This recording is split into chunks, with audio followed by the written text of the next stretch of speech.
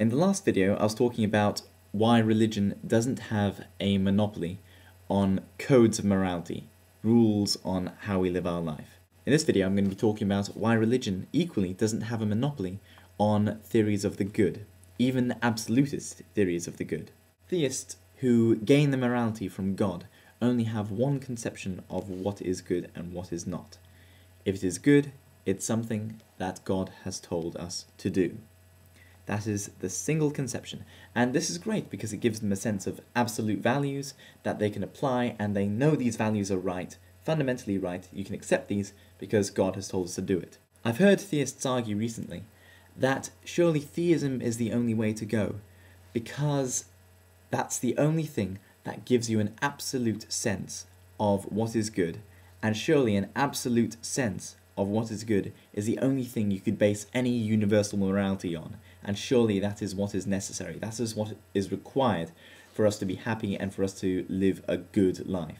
Now, this is fallacious for two main reasons. Firstly, surprisingly, theism does not actually have a monopoly on absolute and objective theories of what is good and what is not. The 20th century alone has shown us philosophers such as G.E. Moore, who held objective theories of the good, that there were objective values that could be arrived at through a process of thought, and this process of thought would produce the same values of what is good and what is not, no matter who tried it out. A Swahili bushman would get the same answer as a communist in China or a capitalist in New York City.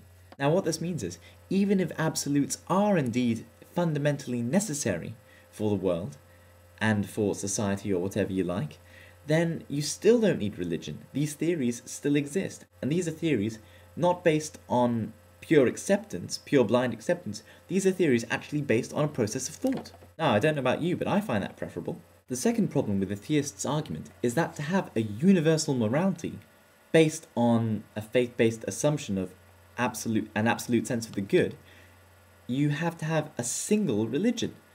And that's clearly never going to be the case because you have all these different religions. If you result in this, then you're never going to have this universal morality based on an absolute sense of good.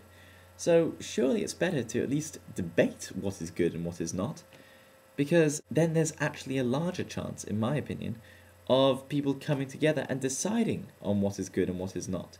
I mean, there's actually a subjectivist ethical theory about this called emotivism, which states that when we say something is good, we are not simply stating our own beliefs of what we approve on, but we are also making an emotive appeal in order to change the opinion of the person we're talking to.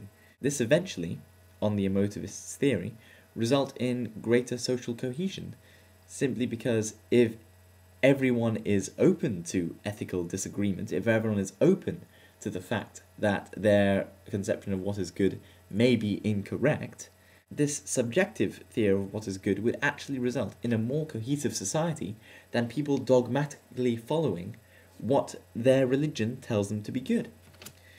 And that's all I have to say for now. If I haven't made myself clear, please do write me a comment.